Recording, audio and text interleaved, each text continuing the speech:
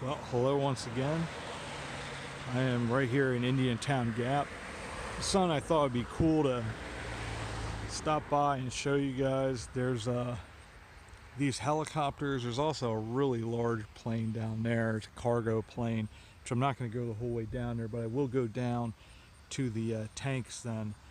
It's just a cool presentation that the military's put here at Fort Indiantown Gap, which is a base for the Pennsylvania National Guard. It had at one time been a U.S. Army base. When I was a kid, they still had, the Army did a lot of stuff here, but I thought it'd be cool to show you guys this.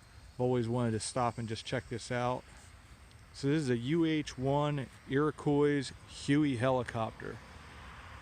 And I said the UH-1 Huey helicopter is a multifaceted aircraft capable of command and control, resupply, casualty evacuation, liaison, and troop transport. The Huey is the most widely used military helicopter. The venerable aircraft began arriving in Vietnam in 1963.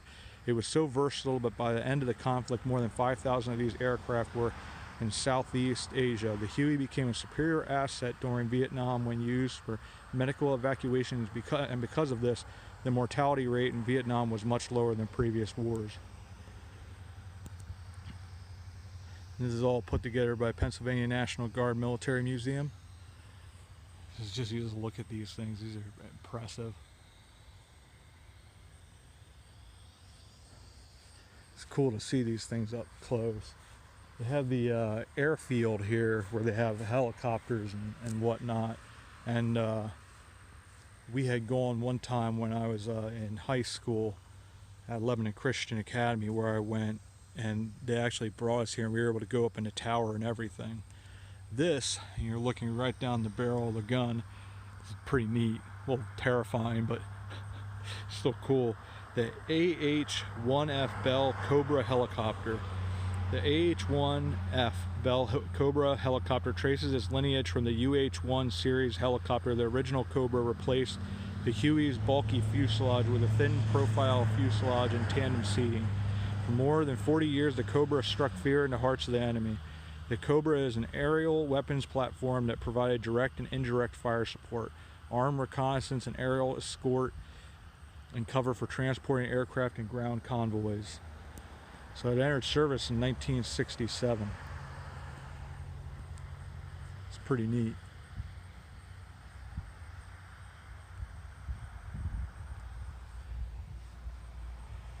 There's one last one here, and then we'll quick run down to the tanks and check them out.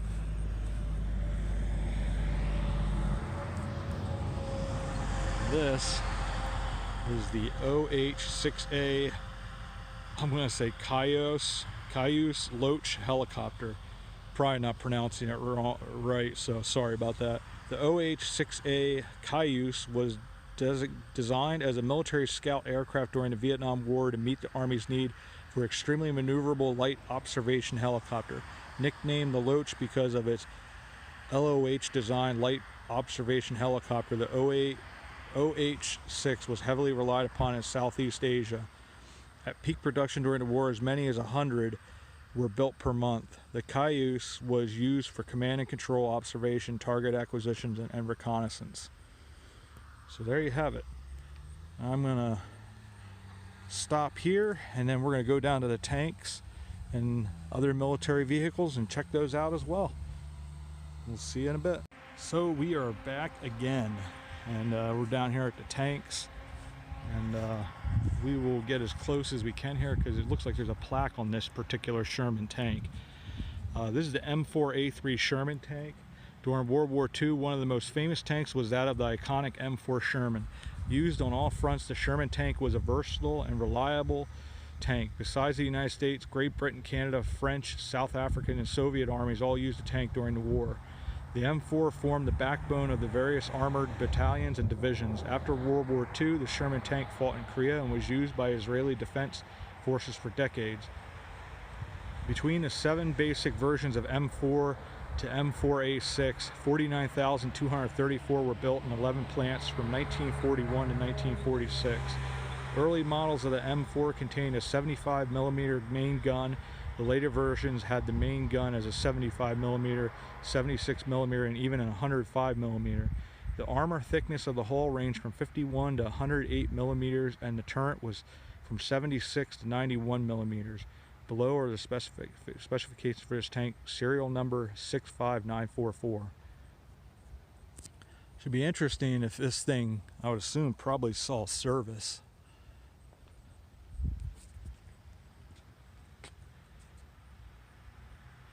So given in honor of Company G, 112th Infantry, 1917, and 104th Cavalry, 1940, in the memory of the soldiers of those units who gave up their lives. And they have World War I killed in action, and they have the names of all those men died in service, and then World War II killed in action. So this is the Sherman tank. One of my dad's best friends, his name is Paul Lehman, commanded one of these tanks. And there's a really cool story. When the Shermans got up against the Panzer tanks, the Tigers, they usually didn't stand much of a chance. And the Panzers would have their weakness would be from behind. And so this was over in Africa at the time, and they were facing off against Rommel's tank brigades, and so they were going against his tank, and they just said you just fired for all you were worth, because you were just hoping to survive. And here the Panzer tank that they were facing off against wound out blowing up after they shot, but it blew up in the turret. So the only thing that he said that he thought it could have been is that somehow miraculously the shot that they fired went right down the muzzle of the tank and blew it up from there, because he said otherwise they were probably dead. But that was there was a story actually on PBS about World War II stories. But yeah, he was my dad's one of my dad's best friends. He was also really good friends with Dick Winters as well. He was a phenomenal man. So next up here we have the M46 Patton tank. The M46 Patton was developed as a rebuild program for the M26 shortly after the outbreak of the Korean War. A new power pack was installed in the rear hull, leading to modified engine access doors and a different rear panel. Like the M26A1, it was armed with an M3A1 90mm main gun, which had a new muzzle brake. The M46 is most easily distinguished from the M26A1 by the large mufflers on the fender and the addition of the track tension idler wheel below the drive sprocket. There were about 800 built by the Detroit Arsenal Tank Plant. The 628th Tank Battalion, present-day 103rd Armor, trained with the M46 in Germany in the early 1950s. The M46 Patton was the first of the Patton series tanks and one of the U.S. Army's principal main battle tanks of the Cold War, with models in service from the 1950s until the 1960s. The M46 was the U.S. Army's primary tank during the Korean War. So here's this tank, and you can see the difference. Like, it's just the armor is much stronger. They learned with World War II what they had to do, because the Sherman was a really good tank, but it really, like the German tanks, the Panzers, were far superior in armor and firepower. So when you did go against them, and you'll see it in like movies like Fury, where they went against the Panzer tanks and they just were in a lot of trouble, and they only were able to take them out if they came up from behind them. Now here is the next tank. This is the M60A3 Patton tank. This M60A3 battle tank is fully tracked armored combat vehicle operated by a crew of 4 consisting of a driver, gunner, loader, and a tank commander. The vehicle is powered by a 750 horsepower V12 air-cooled compression ignition diesel engine. It has a 105mm main gun system and carries 63 rounds for the main gun on board. The vehicle is further equipped with a deep water fording kit. One of the most successful tanks in the world, over 15,000 were produced and served in 22 Allied armies across the world. The tank suspension system, with 6 road wheels per side, is torsion bar sprung. The main armament is a 105mm M68 rifled gun and is mounted on a 360-degree turn. Secondary armament included an M85 50 caliber machine gun on the commander's cupola, coaxial 7.62 M24 or 240 machine gun, and an M239 smoke grenade launcher. The M60 Patton is equipped with night vision periscopes, and the MBT basic statistics are the following. And it entered service in 1960. So once again, you get to sort of see the tanks go through the ages, how they changed and the technology grew, and the tanks got bigger, stronger. It's really quite neat. Like, I've wanted to stop here for the longest time, and now finally stopping here is pretty cool. This one has a lot of letters. M113A2 APC. The original M113 Armored Personnel Carrier APC helped revolutionize mobile military operations when it entered service in 1960. These vehicles can carry 11 soldiers plus a driver, which that is tight. Plus a driver and a track commander under armor protection across hostile battlefield environments.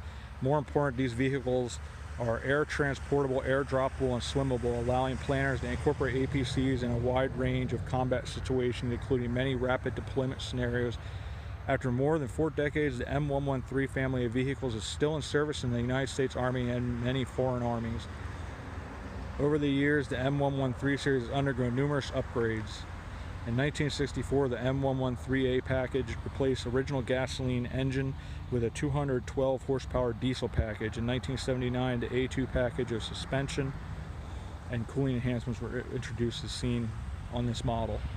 So this one is also 1960 when they started with these. Now we're starting to see some tanks that you can tell are definitely far more recent. This is probably Persian Gulf because it looks like an Abrams, which it is.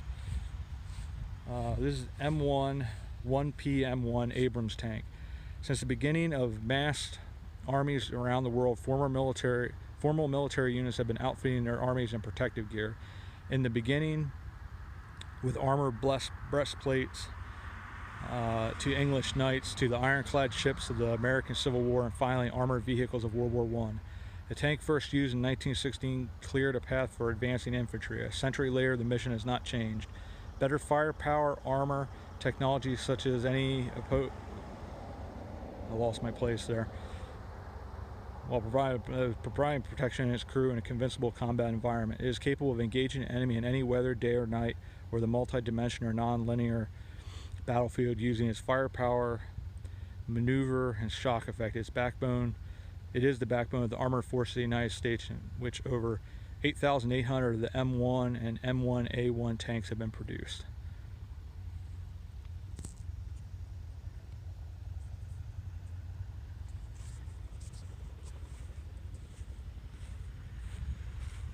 I have a couple more over here. I don't know if I'm going to read the plaques like I had been, because I think my battery's starting to get pretty low. It's the only problem with filming with your phone. It just starts to die out. I will read the names, but I'll have it so you can see the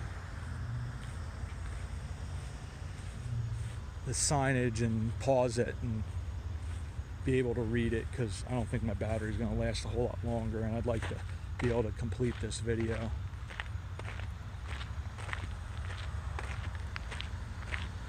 So I think these are like military guns and then more transport. So this is the M11 howitzer, and there is the thing, the sign. You can pause on that and read that.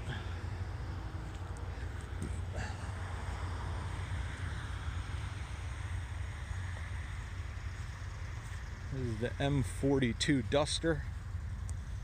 It's an anti-aircraft gun. You can pause and read that.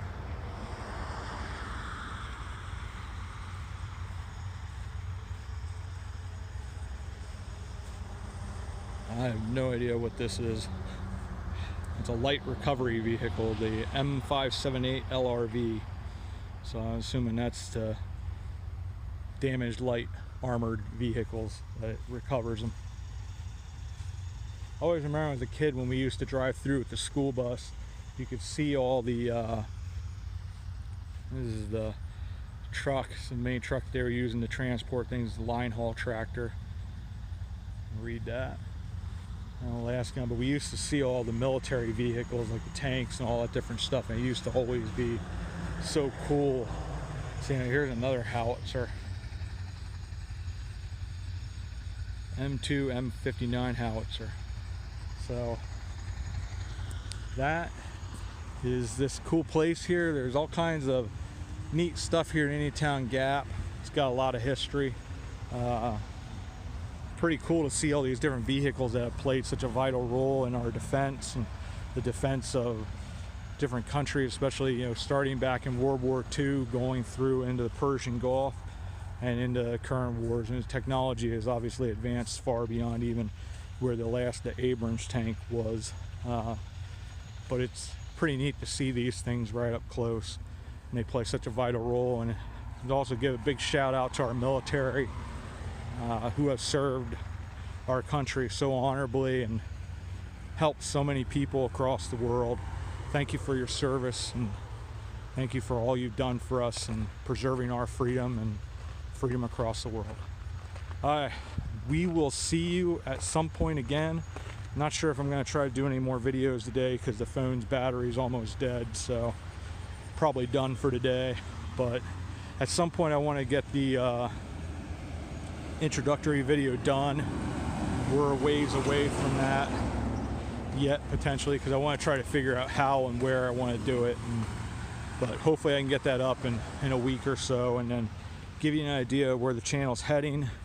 Get to learn a little bit more about me, different ideas I have. Some will work, some won't. This is a learning experience.